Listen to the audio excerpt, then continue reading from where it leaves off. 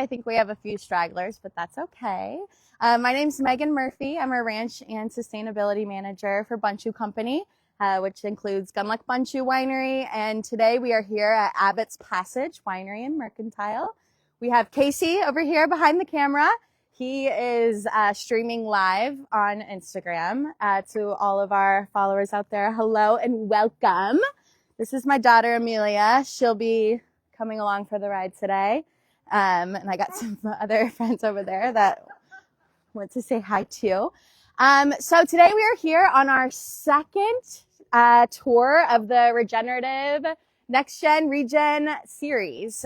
So last week we did our first tour over at Gundlach Bundschu, which was an intro to regenerative organic agriculture and really kind of introducing what our certification is, getting into the nitty-gritty of the different pillars of regenerative agriculture, and kind of introducing it in the context of spring. And so today we're going to be focusing on soil health. And so soil health is one of the biggest proponents of regenerative agriculture. When you farm regeneratively, you have really a mindset shift from being purely crop producers to focusing on your entire ecosystem, and all of the different components of it and how they all interact together as one holistically. And so when I say that, we're talking about the soil biology, the different microorganisms, microinvertebrate, macroinvertebrate, that really are the engine to plant health, and kind of everything that's underground is reflective of what's above ground and vice versa. And so today we'll be kind of getting into what those certain things are, what we're looking at in regenerative farming as far as the different indicators of soil health, what we're really trying to build up and improve. And kind of also be getting into like the infield soil testing. So how we're testing those things, how we're measuring it. One of the things I like to say is you can't manage what you don't measure. And so with regenerative agriculture, it is purely science-based and outcome-driven. And so every year we have tons of different indicators that we're looking at and measuring. And so we'll get to look at that. But first I'll do a little intro on kind of what regenerative organic is and the foundations that come before it in context of where we are. So here at Abbot's Passage, we are, as many of you know, kind of a sister winery to Gundlach Bundschu Winery. Abbot's Passage is Katie Bundschu's project. So she's our female vintner, 6th generation. And it's really an ode to all of the women of the Bundschu family that have come before her. So everything is in the mercantile, is very female oriented. It's all about empowering women, bringing joy, and also being stewards of the environment, which is really what regenerative agriculture is all about. And so we started our journey to regenerative agriculture in 2019. This is when we weaned off all synthetic inputs going into the vineyard. So we went through a 3-year grace period, essentially, of weaning our land and really trying to get it back to its roots. With regenerative agriculture, you recognize that the impact that humans have had on the environment and this degradation that has occurred. And so it's all about bringing that back to life. So with that, we transitioned to organic. We got our organic certification with CCOF in 2022. And then following that, which is a baseline for regenerative, and then following that, we got regenerative organic certified in 2023. And so with that, we've been working on all of our, the 3 pillars of regenerative, which is soil health, animal welfare, and farm worker fairness.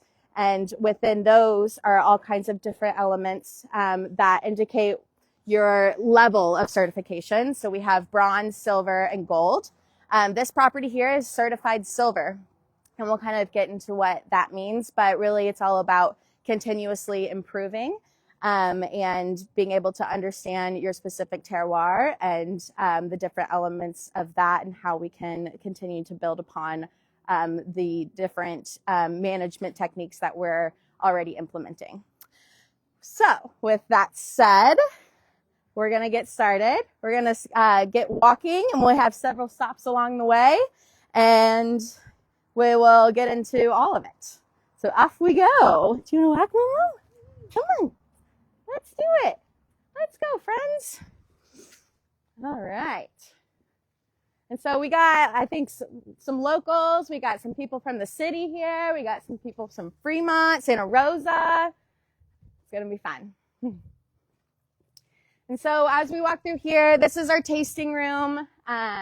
These are our field tables. So of course I got to do a little bit of a plug, you know, if you ever want to come here for a tasting, it's really fun. So Abbot's Passage, this is actually a very historic property. Our vineyard is called Rancho Agua Caliente, which means warm water, and that's sort of a nod to all of the springs around here. The property we purchased in 2020. Before that, it was originally purchased way back in the 1800s. It has a very storied history.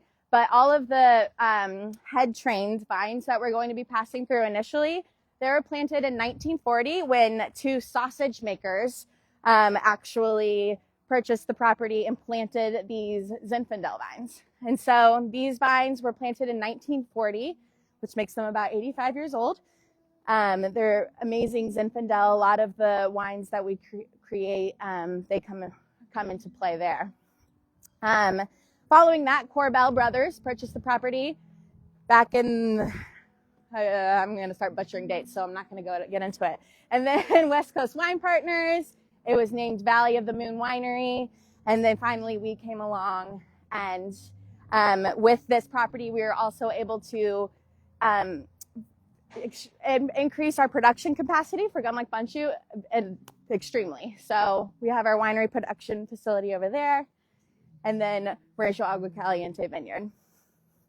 So what's really cool about this space too is that we are sitting directly on Sonoma Creek. And so with that, there is all kinds of wildlife habitat and all kinds of different elements of biodiversity that are able to be introduced to the property. It also means that we have to do our due diligence to protect our riparian areas.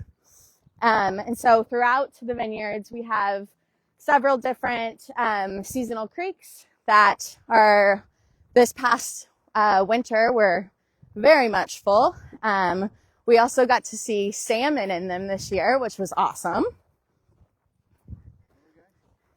Little guy, they're big guys. Yeah. It's pretty cool. So Sonoma Creek also hosts one of the biggest native bee populations. So that also adds a really cool layer of biodiversity to the property. And so that's a great question. So how far does the vineyard extend? We have 40 acres of Rancho Agua Caliente property. Of those 40 acres, 28 are planted. And we also, which we'll be able to get into later on, we're going to be tearing out some vineyards. So we have some of that prepared already, which will be a really cool thing for you guys to see with all the irrigation torn out already. And we are preparing to redevelop and replant it.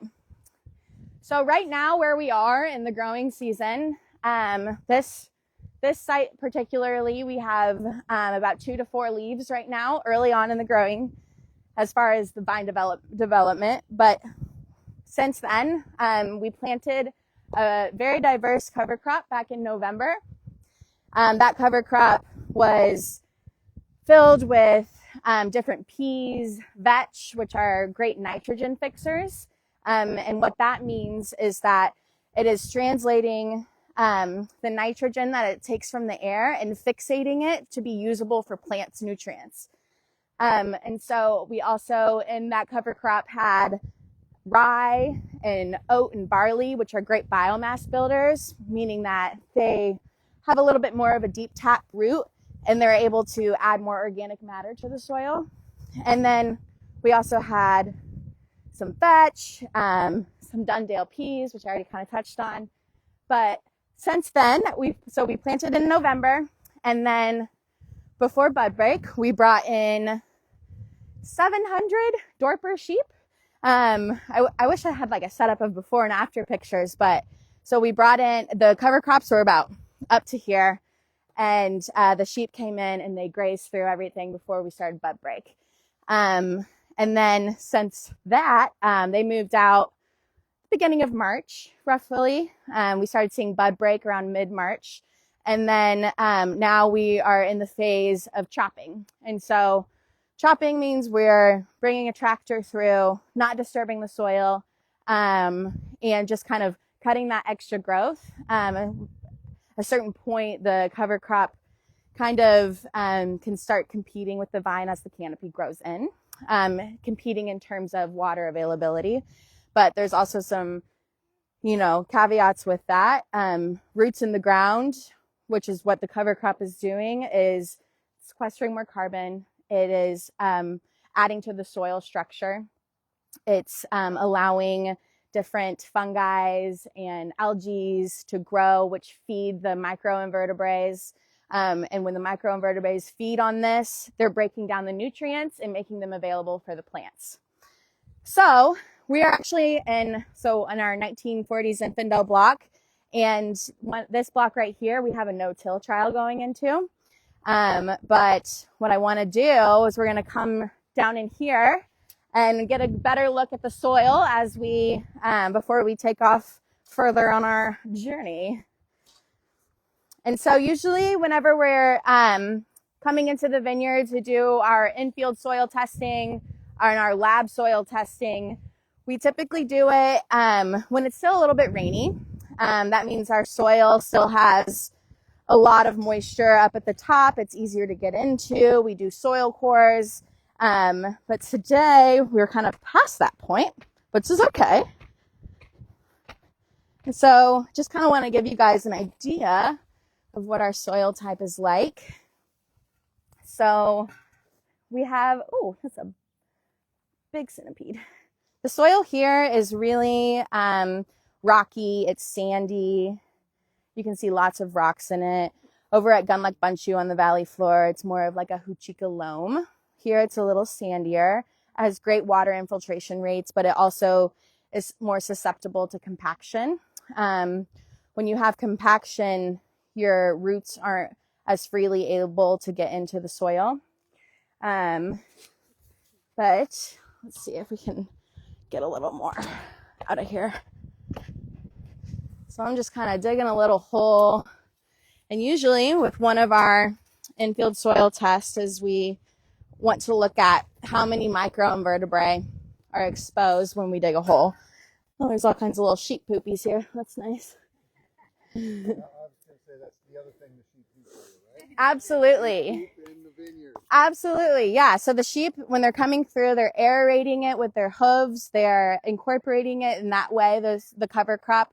They're eating it all up, which allows us to extend our first pass for ground management as far as weed whacking or chopping. They're pooping and peeing, and all of that fertilization gets incorporated into the soil, which really builds that organic matter. Organic matter, 1 additional percent of organic matter allows you to hold 16,500 gallons more of water in your soil. So building organic matter is huge. But if you guys want to, don't be afraid. Get up in here. You can kind of see if you can see any different microinvertebrae, which are like little mites, macroinvertebrae, or earthworms, different beetles. You can feel the soil, touch it, smell it. Just kind of get an idea of where we're at. Don't be afraid. So yeah, it's definitely a more sandy type of soil. You can even see some ash in it. That's a little sheep dung right there. Yum. And then what we're really trying to build, and we'll get into this a little bit more, is that mycorrhizal fungi. And that creates more of like a deeper root structure, we've only had this property for a few years, so our soil health is really something that we're focused on building up. And honestly, this pit I'm not too impressed with. So, yeah. Any questions so far on soil? So, our cover crops. So we purchased the property in 2020, or end of 2019, beginning of 2020, and we began that transition into organics right then. So the second this was farmed conventionally prior to us taking it over, and it's interesting because in comparison to Gundlach Bundschu, where we've been farming the same land for 1858, so. Yeah, absolutely. So there are a lot of words with farming, right? We hear conventional, organic, sustainable, biodynamic, regenerative. When we say conventional, what we're referring to is, synthetic inputs. You're pumping in pesticides to deal with any pests. You're spraying herbicides, in a conventional vineyard specifically, you don't see any of this growth around in the trunks. It's like a thin, exposed dirt layer. Whereas, organic, that's where you're concerned about what you can and cannot use. So what the materials you are not able to use. And then with sustainable, that's a widely used term that's kind of been greenwashed a bit. But sustainable, you're focusing on your erosion practices, water efficiency, energy efficiency, and farming definitely for the environment and for the planet. And then regenerative is really going beyond all of that. And that's where, you're focusing on all of the little components, like I mentioned earlier, and you're trying to build that soil health. You're not only focused on what you are or are not using, but you're trying to work with the ecosystem you have to build its resilience into your vineyard and make everything a little more self-reliant. So other than sheep, are there other animals that you rely on? Absolutely, yeah. And so we'll get into that a little bit more later on, but of course I won't shy away from your question. She asked what other animals are involved in the vineyard. Besides sheep. So we have all of our beneficials, which are birds, of course. So we have owls, those types of animals. We have different habitats for them around the property as far as boxes go. And then beneficial pests are a huge thing. So we actually release predatory mites to deal with different pest issues. We release parasitic wasps to deal with vine mealybug. Any ladybugs in the vineyard are huge.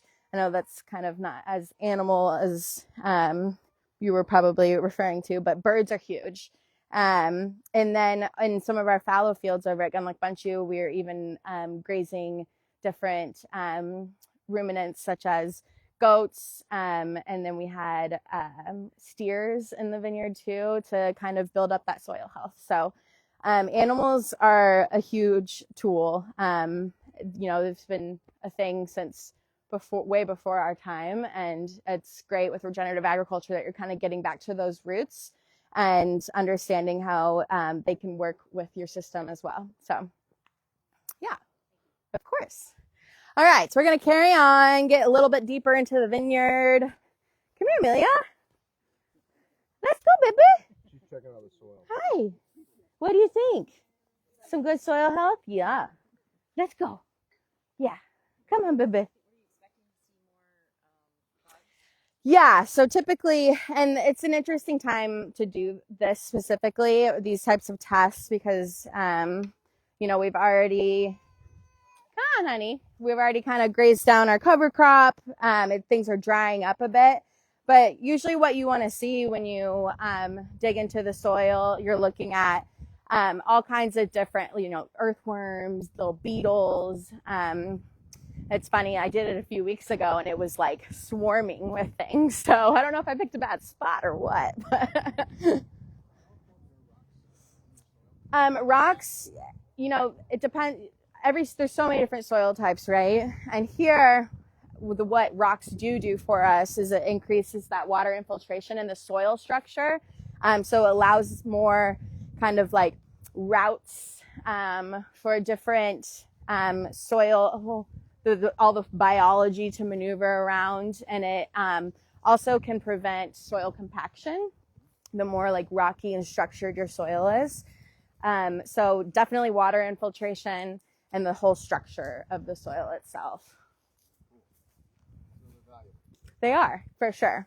Yeah, and I mean, in a soil type that's a little more clayey, it can become really compacted, and it can be more difficult to get more established root zones all up in it.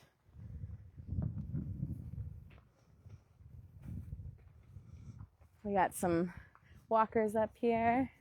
And an interesting part too about Rancho Agua Caliente, which we refer to as RAC, compared to our other vineyard sites, is it is always significantly hotter over here. You go over to Rhine Farm, which we were at last week, and it's much more of that cool climate. You get the, hi there, breezes off the soil and from San Pablo Bay. And you come here, it's more tucked into the valley, and it's always at least 10 degrees warmer. You want to explain maybe underneath years ago, the geothermal? Yeah. I don't honestly know too much about it, so I don't want to speak out of turn, but there's definitely some springs that are all around here. We have Boys Hot Springs, which is nearby. There's some, what are those other springs called? Oh, Morton Springs, yep. So that's kind of where this name Rancho Agua Caliente comes from. Do you have any more info on that? This block right here is our Sangiovese block. It's our biggest block on the property as far as planted goes. Produces some really, really beautiful fruit. We sell some of it. We use some of it. Yeah. These vines have been here for a while too? They have, but not as old as the others. These were planted in 97. It was around the 2005 time period that I used to really enjoy Valley of the Moon, Sangiovese. Oh, yeah. The little Italian restaurant down in San Diego was great. That's awesome.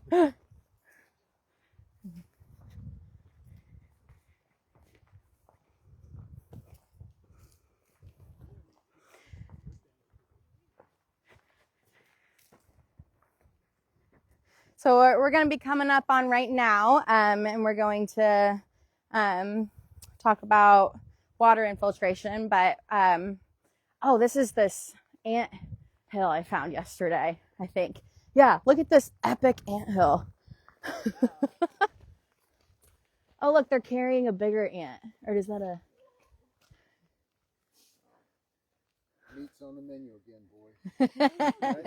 boys. That's pretty crazy. So another component of, big component of soil health, especially in the context of Sonoma, we have a Mediterranean climate, which means, as all of you know, mild, wet winters, and then dry, hot summers. So for us specifically, and Sonoma Valley larger, we're at risk for erosion, and we are really concerned about drought resilience and drought tolerance. And so with that is another reason why we want to build up our soil, improve that soil structure and its water holding capacity. So somewhere in one of these blocks I've planted, here we go, a water infiltration test. So if you guys follow me down here, this block here, this is a Sauvignon Blanc. We grafted this in 2020, I think. And so this is the most sloped part of the vineyard, which is funny because, over at Gundlach Bundschu, we have some serious slopes out in our La Paz vineyard, and this is very minimal. But it's also our most exposed soil. and are sloped. So this block in particular is more at risk for erosion at this point in its life and its health. And so one of the things we do every year is we come out in several different sites on each ranch and we test our water infiltration rate. And so what we want to see is a quick absorption of water.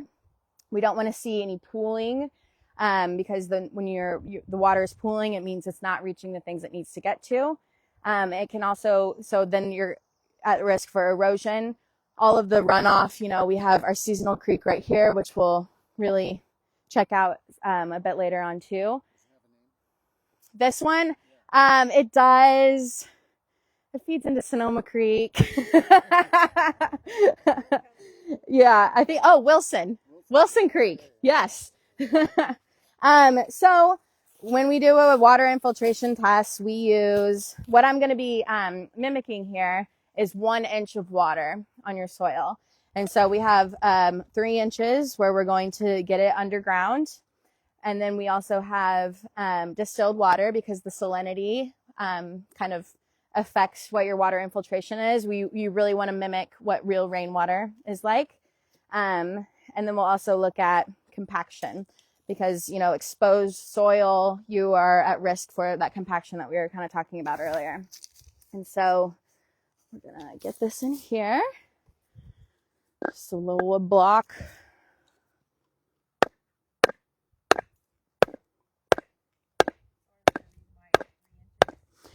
Because we're trying to mimic 1 inch of rainfall, and so just the math is math, and we got 3 inches, and then 107 milliliters of water.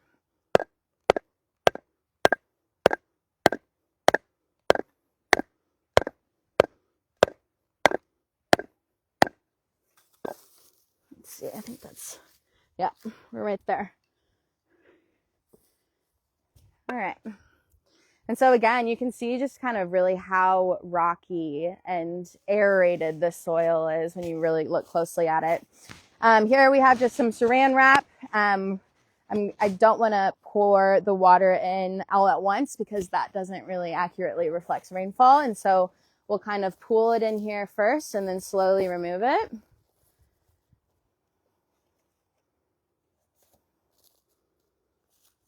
And then I usually have a timer ready to go. Does anyone want to help me with a timer? Go. Oh, okay. All right, we're going.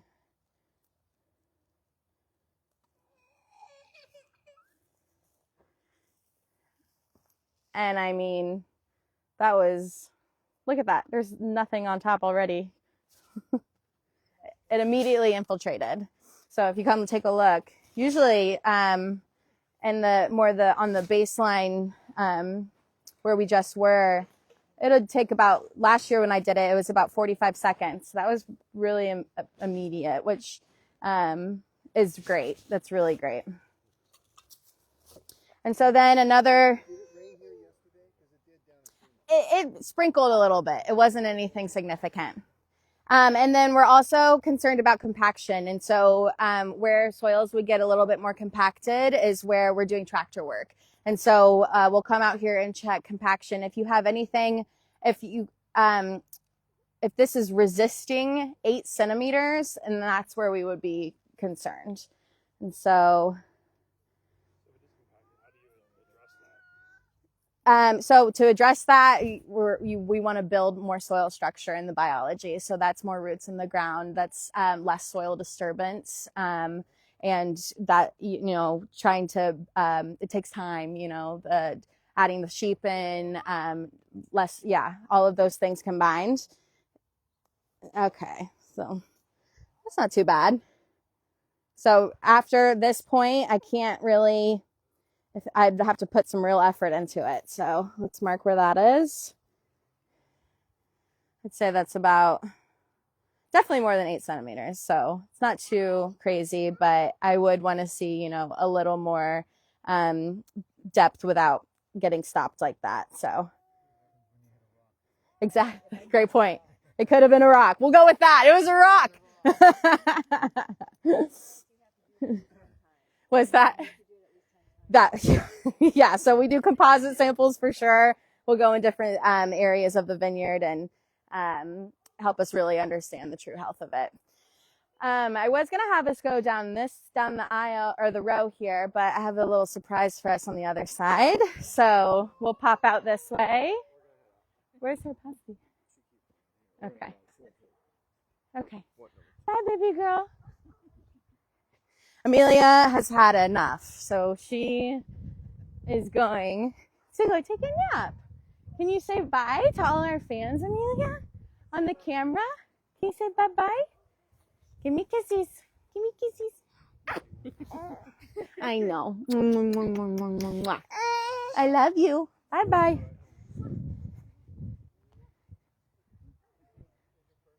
Yeah. All right, guys, we're heading this way.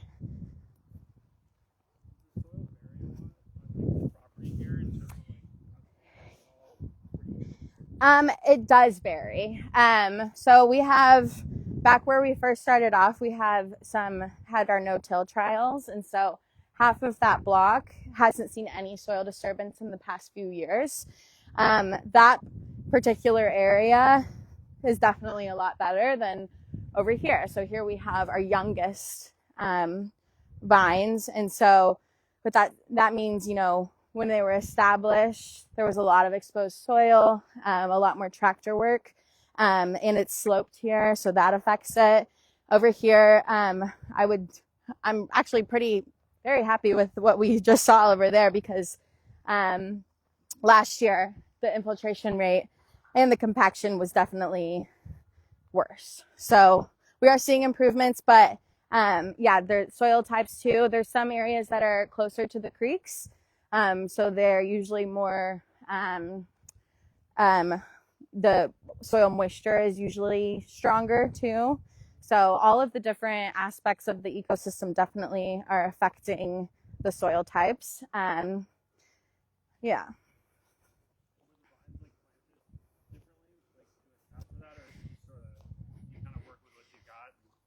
Yeah, so the question is if the vines were planted differently based on the different soil types. Not necessarily. There's, oh look, we can see all of where all of the sheep were in the soil. See, look, this is a great example of crusting. So all of the sheep came in here. It must have been a rainy day. We did have them here when it was quite rainy. And so all of this soil got kind of torn up. And then you can see all of this crusting here. This is what you don't want to see, really. So this is a good example of the difference between a soil that's covered and has roots in the ground and is building that better soil structure. And this is definitely, yeah, this is not what you want to see. And if you feel it, it's like concrete. So if you can, compared to where we just were earlier. So yeah, that's what sometimes, you know, things don't go according to plan. But back to the question, if vines are planted in different areas because of the soil, across a larger picture, yes. Here on our specific site, not so much. Some vines do better in different soil types. And here we are kind of working with what we got, kind of to your point. So this here, go ahead. Oh my gosh.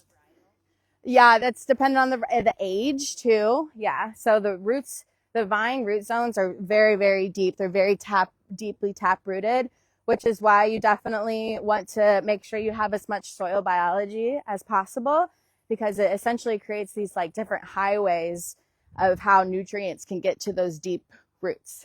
So we're going to come over here along one of our seasonal creeks, Wilson Creek. And we have a little surprise. So this is our, this is the hydration station, correct. This is our estate lupine rosé. It was made from the Zinfandel grapes that we were just at earlier, where we tested some of that out. It's 100% Zinfandel. If everyone wants to come up and grab a glass. And we will taste that. Yes, yes.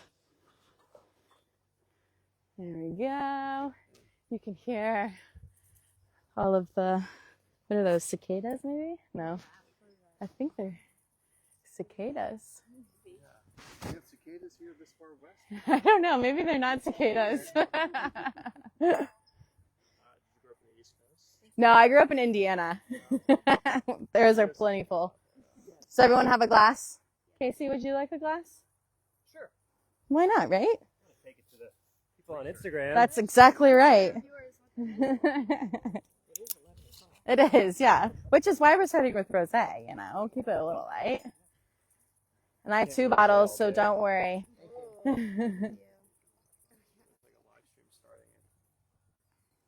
really? I love the color of this wine. It is. Looks like a really ripe peach. Right? Uh-huh. Yeah, so this is a testament to our winemaker, Joe. Joe Ewer. He's a great guy. Most of you probably know him. This wine, oh, sorry. I'm not pouring the wine in the tasting room. They would be disappointed with me. We'll just finish this out, right? And we also have water in here too, if we want to. But let's cheers, guys. Thanks for being here. Really appreciate it. Salud to soil. That's right. Cheers, cheers, cheers. Cheers. Cheers out there too. Hope you're drinking along at home. Mm-hmm.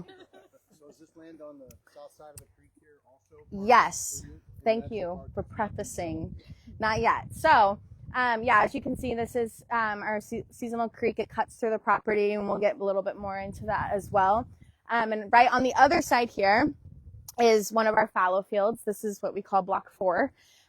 We currently have a permit to replant it, and then we'll check out the vines over to the left of what we're looking at that we'll be ripping out this in any week now, and replanting those as well. So this field here has been monitored closely since 2020. I've been working on really building the biodiversity of it. So we've been doing ecological outcome verification monitoring. And with that, we're looking at kind of some of the things we've already looked at so far are in our above ground and below ground indicators. So we're looking at the biodiversity of the ground cover.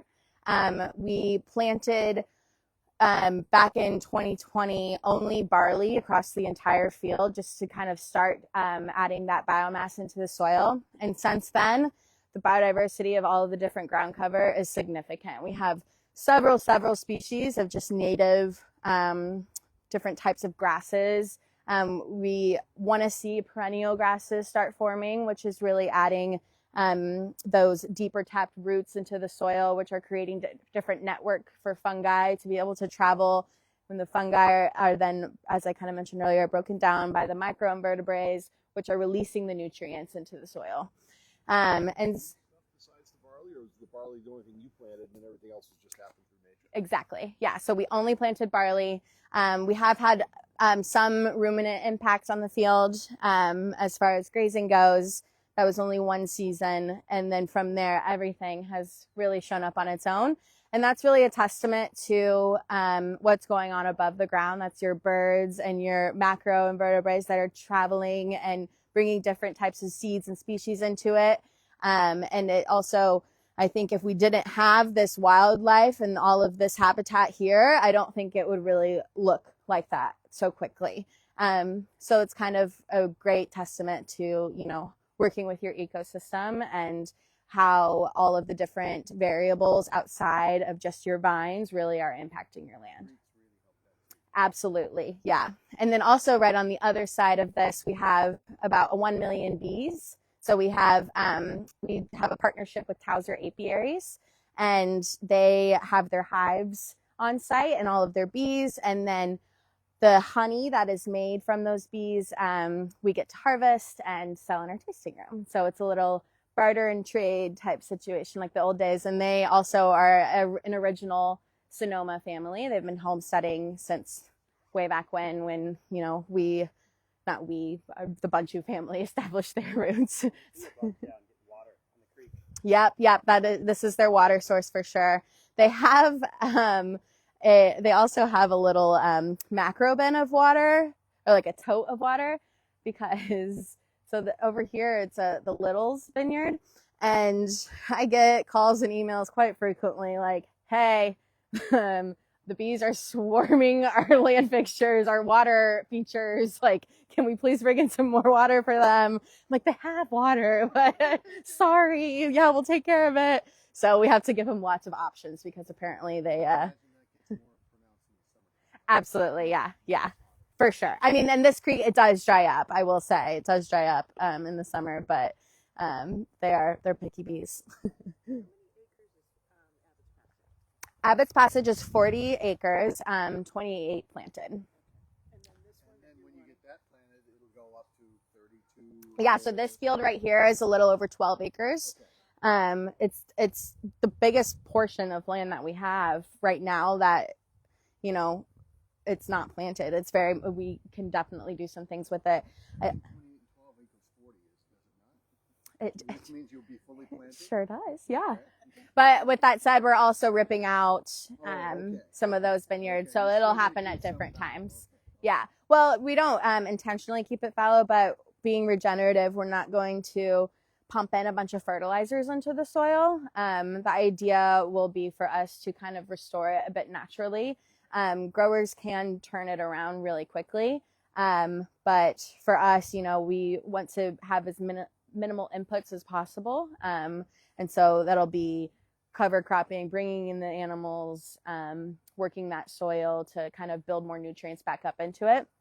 The vines that we have planted over there, we'll look at them and stuff, but they were really great. They produced some great wine, but we weren't getting the most out of them that we could have, and I think that is a testament to kind of how they were previously farmed. So we're looking forward to kind of getting that back up and running. What did you say you're going to plant there eventually? We don't know yet. So, yeah. We recently just grafted over on Ryan Farm some Malbec to Sauvignon Blanc. Our Sauvignon Blanc program has really grown in popularity. It's a national wine too, but we sell out every year and we sell out quick. So we definitely would like to see some more Sauvignon Blanc instead of having to purchase it. All of these vines that we've looked at, these are Sauvignon Blanc and they're newer. They've been grafted. What rootstock are they on? They are in like the Zinfandel. Yeah. And it's funny because during harvest, when we come out here and start sampling, it'll be like a random vine that has like bright purple grapes, and then another one, it's like smaller pink grapes. So it's definitely like, we call it a field blend, all the others Zinfandel, because you don't really know for sure what it is. When it's planted back in 1940, I mean, we obviously know, you know, it's Zinfandel, but we don't have the rootstock for those old 40s vines. We have no idea. Yeah. Yeah. What they did was what they did. Right. And back then, you know, if you go to old vineyards, it's like vines are just thrown in the ground kind of. So, I mean, up there you saw it's kind of the California sprawl. Over here we have trellising. So we can do some mechanization with that. But over there, everything is all done by hand. I really want to know what those bugs are. Super tiny. Probably. All right. Does anyone want a little extra splash before we carry on? Or you can leave your cups or your glasses, whatever you want. That's what I'm saying. Come one, come all. Don't be shy.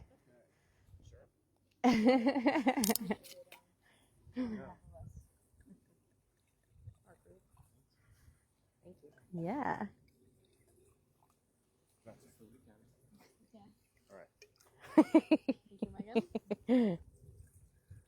I got 2 bottles down here. Might as well use it. All right. Yeah.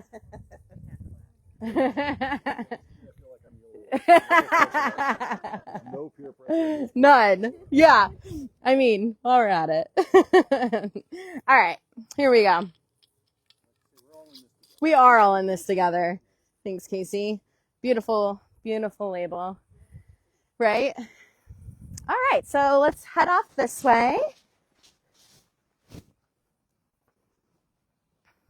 Any other questions so far? It doesn't have to do with soil health or anything. I guess too, I could kind of like recap. I did a little bit at the beginning, but our first tour last weekend when we talked about really the certification in the intro to all things regenerative. And I kind of touched on it earlier too, but the 3 pillars of regenerative certification that we're super focused on, this one being soil health. So we're already into that. Animal welfare and farm worker fairness. The animal welfare piece doesn't necessarily apply to us as much because we're not, raising animals commercially. We definitely hold ourselves to all of the standards of it. But the farm worker fairness piece was really something that struck a chord with the Bundschu family. There's no other certifications that recognize the huge component of your farm, which is the people. And so with farm worker fairness, you're focused on their input. So it's much more of a communicative kind of back and forth understanding with your team and management. We have weekly meetings that get the people that are out working on your vines, they're the ones that see everything the most, we only see so much. And so being able to get feedback and take input and advice and have that back and forth, that's a huge part. It's also all about having a living wage plus 10%.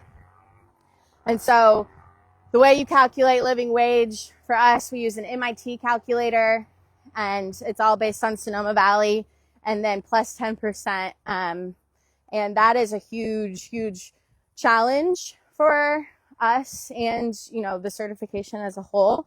The state of the industry, just being real, the state of the industry and being a small family-owned business. That's something that we take extremely seriously as far as the certification goes and all of our efforts. And I think, that's a huge testament to the family. This is a really cool part that I come out here a lot, that they were able to make that commitment. And yeah, just, having the confidence as a consumer, I think, to believe that your farm workers are being treated as they should is really powerful. All right, so now we are in our Chardonnay block.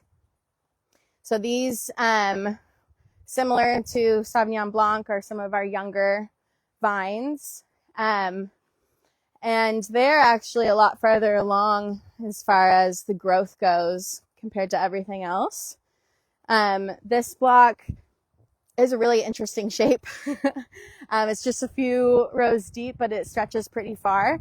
And with this block too, we've been really focusing on reduced tillage.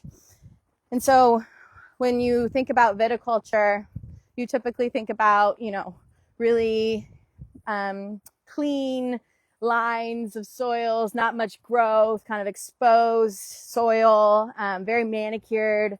But really with reduced tillage, what you're doing for the soil health is you're allowing less soil disturbance and allowing the mycorrhizal fungi to be able to grow a bit more. So what that is a fungi that poses like a symbiotic relationship with the roots of a plant. It's giving the plant the nutrients it needs and absorbing those nutrients and feeding it back. And then the plant gets extra water from the mycorrhizal fungi. And it basically is creating these mini highways all below the soil and expanding much farther than the soil roots. And so there could be networks of mycorrhizal fungi over here in this wooded area, all the way connected to your roots of the vines. And so those networks underground are sharing nutrients, sharing water. And the less you disturb the soil, the more those networks are able to share with each other, the stronger they are. And each time you're disturbing the soil, it kind of really messes with that community. And so a huge component of regenerative is reduced or no-till.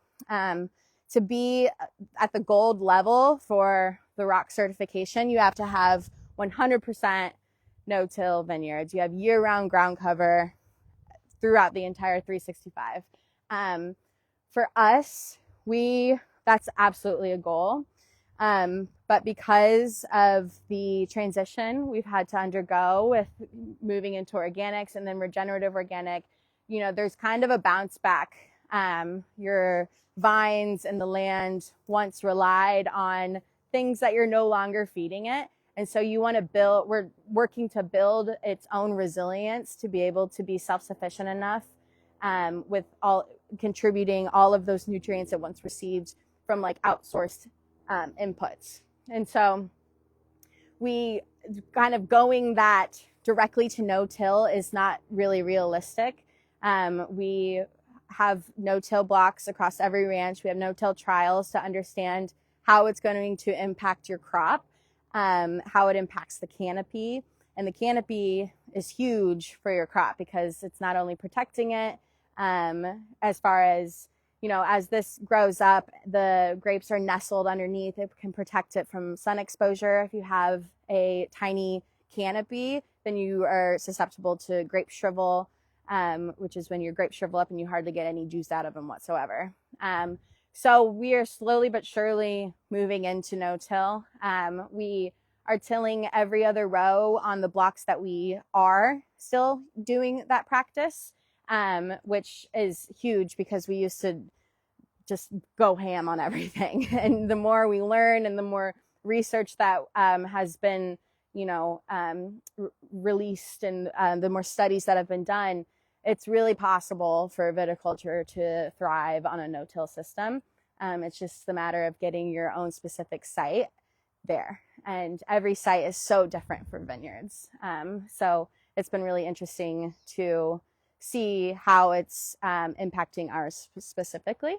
We have seen a little bit reduced crop, but it's hard to contribute it specifically to a no-till system because, we went through a drought and then there was fires, drought, then there was super heavy winter rainfall. So there's so many other extenuating circumstances and factors that go into your crop that it's hard to single one thing out specifically.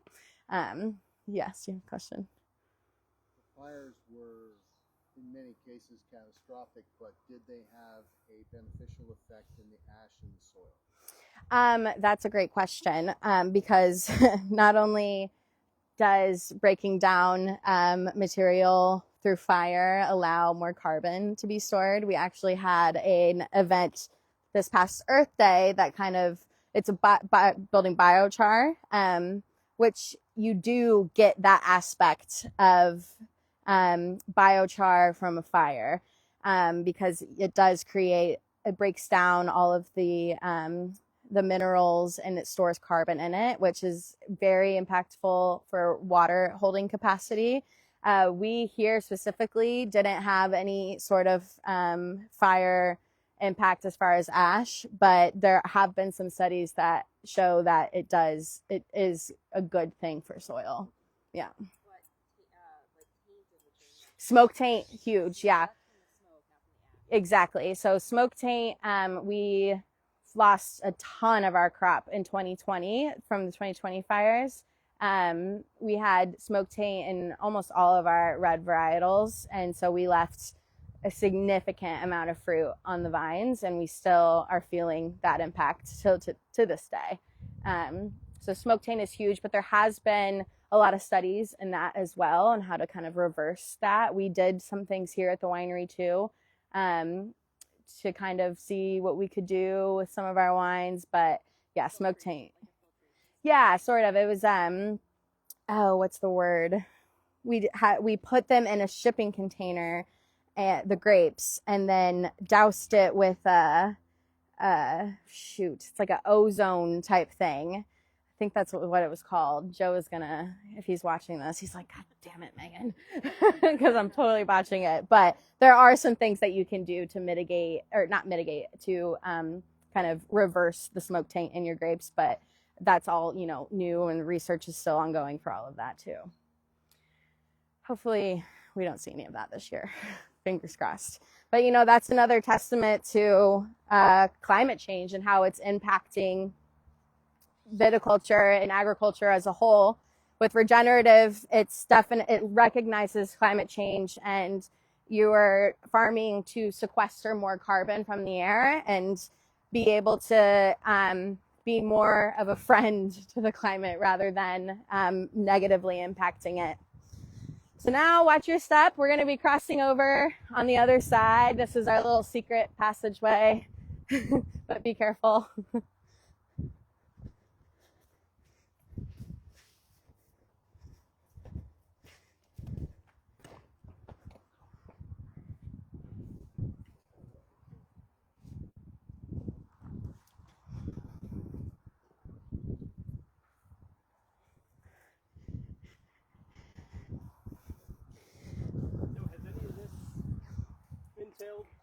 No, nothing has been tilled on the whole property this year. But what's cool about this, I'll wait for everyone to get up here. Let's finish this real quick. So these are our blocks 5, 6, and 7. It is Suzhou, Zinfandel, and then Petite Syrah. These vines, as you can see, they were not pruned. They were mechanically harvested. Still got some leftover stems from last year. But this is the block that is going to be teared out. So all of the irrigation has been pulled. Everything is basically ready to go. What's also cool right now, we had sheep graze this entire property, and this is how much cover crop has come back since. We're not chopping this area, so everything you've seen so far has been chopped, meaning tractors came through and just mowed essentially and left the ground cover behind. So you can see some of our cover crop here. This is some vetch, which is a type of pea.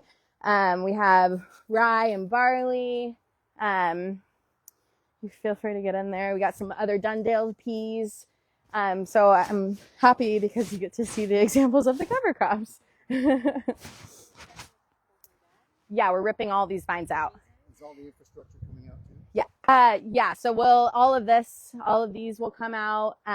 We're going to try to keep some in post because we're going to replant it, so we don't want to tear everything out. But these vines, we started seeing a lot of disease in them. They weren't producing as well as we would have liked. We have a ton of Zinfandel on property. A lot of these vines are Zinfandel that aren't as healthy and aren't as productive as our other ones. So instead of working to try and bring them back, we're like, let's rip them out, let's plant something new. So it's exciting because as the industry has shifted, preferences have changed, and we're really looking to be able to plant something that'll add a little bit more value to our portfolio. Can you say whether that can be characterized as simply either a red or a white one? I'd imagine that we are gonna go toward a white. Yeah. That's, when we purchase grapes, a lot of our purchase is of the white varietal. We have a lot of red across all of our ranches, which is great, but yeah, we're trying to add a little flavor. All right, we'll keep heading down this way.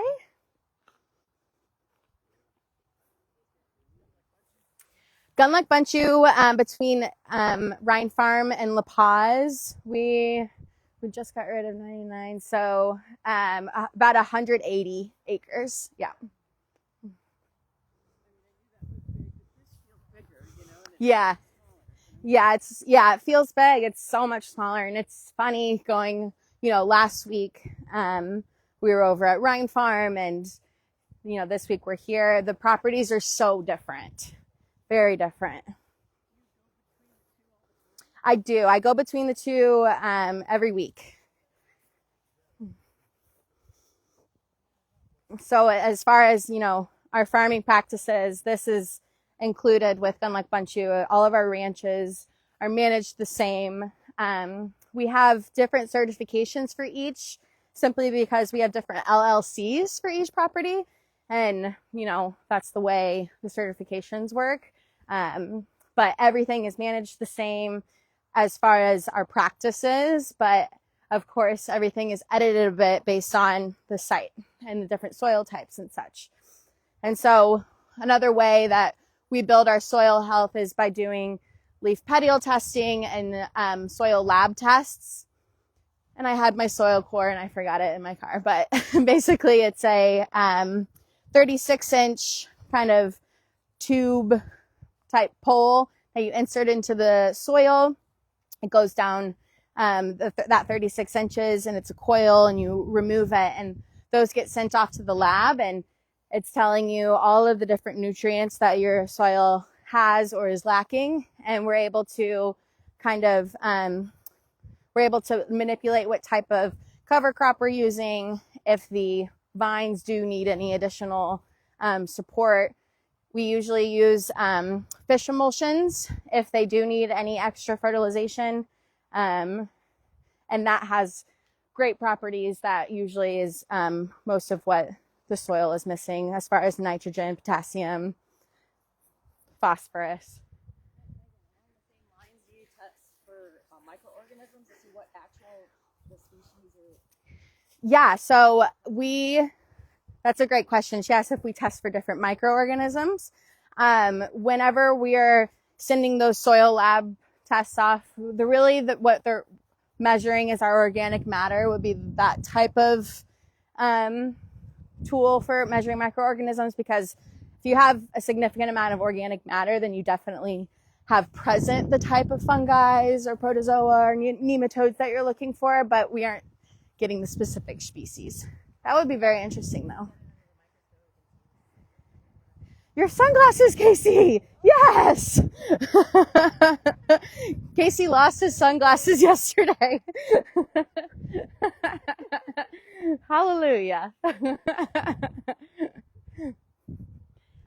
This is the field we were kind of talking about earlier with all of the different diversity that has grown. It's really, really amazing. The fact that the only thing that was planted was this.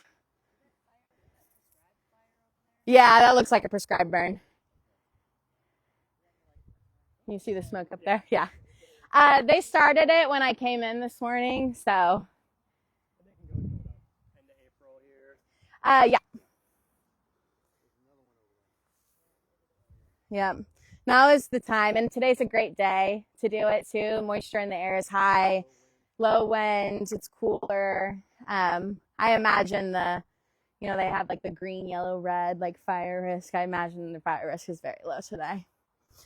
We also have a risk for rain later on too, which I'm not mad about.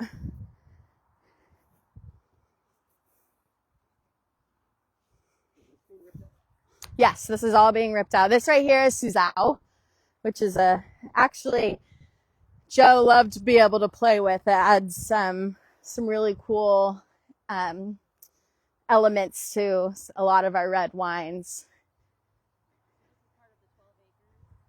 This is the 12 acres here, and then this is all going to be ripped out.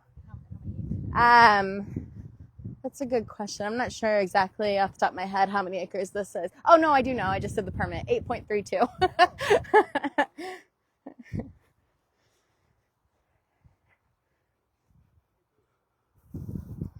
And so now we're approaching Madrone Road.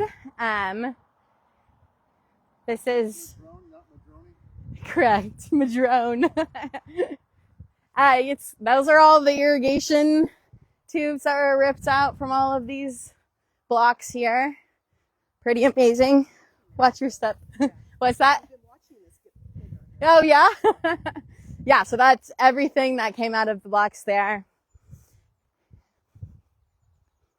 And so when you're on Madrone up here, that block across the street, that is a Zinfandel block, 1940s planted. That's part of our estate. Same with across the street directly over here. And then this block right here, all 1940s Zinfandel.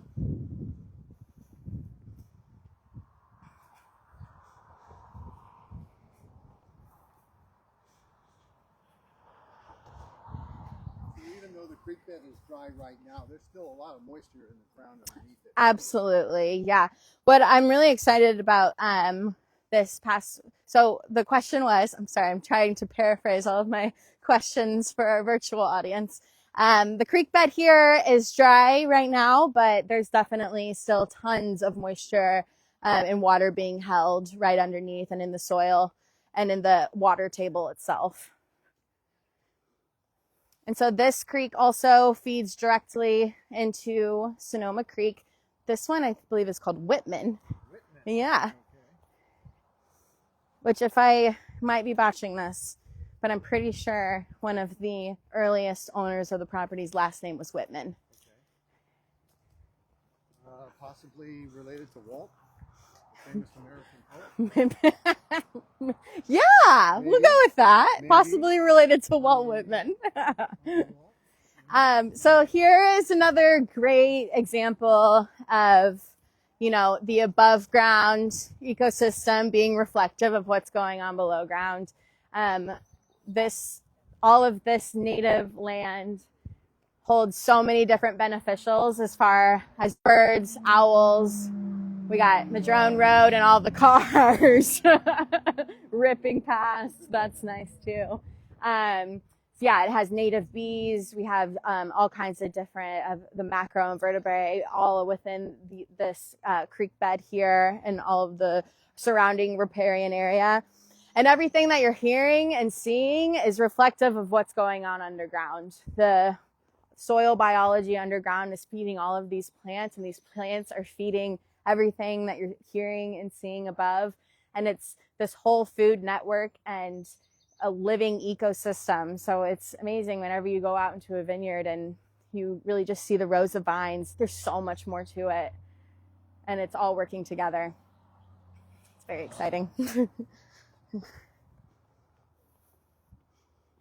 to repeat maybe. So tilling can break up some of that fungal pathways that might go from a tree into the vineyard? Yeah, so whenever the question is, can tilling break up the, the fungal networks and pathways that enter the vineyard? Absolutely. The more you disturb the soil, the more you're breaking up the established, what you can call highways of mycorrhizal fungi, different protozoa, nematodes. You're exposing those to the atmosphere and all of the different elements of rain, wind, erosion, and you're releasing any sort of nutrients that were being held by those if they're being disturbed.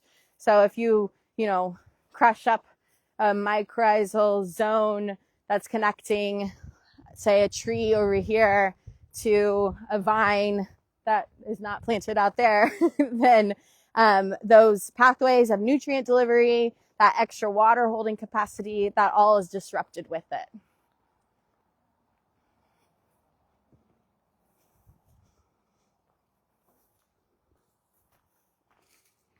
About how long does it take to reestablish those pathways once the soil's been tilled? So to reestablish those pathways after the soil's been tilled, you're going to need to get roots back in the ground, because if you don't have roots in the ground, then you don't have microorganisms or fungi that are, well, first come the fungi that are forming that symbiotic relationship. So the fungi are eating the roots, which are then being broken down. Then the microorganisms feed on the fungi, which are breaking down the nutrients and making them available to the plants. And so you got to establish more root zones. Okay. And that can take. I mean, it depends. It depends on what you got going on as far as the climate. So if it's a rainy time period and you're getting sun, if it's spring, things are going pretty quick, right? But if it's the dead of summer, you're not going to get too many things established. Okay.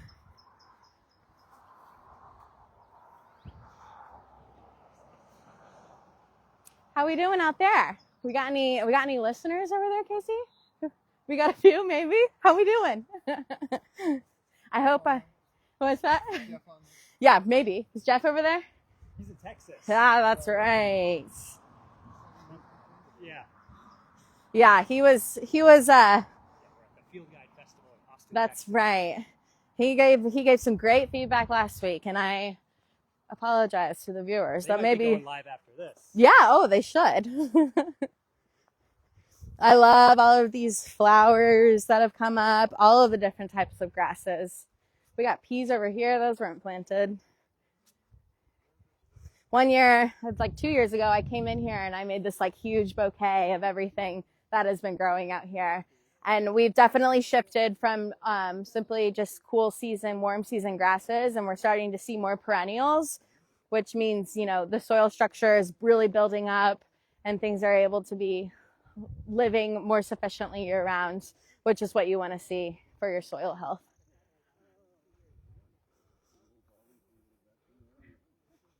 Yes. 2 by 10 garden box. Nice. Is it above ground or below ground? Okay, still same message goes.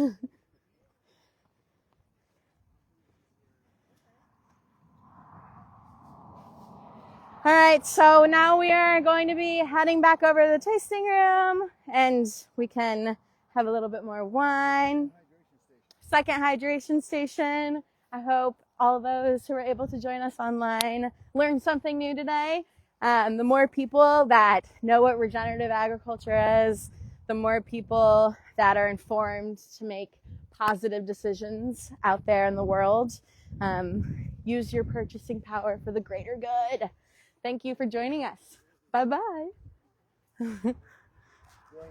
Great.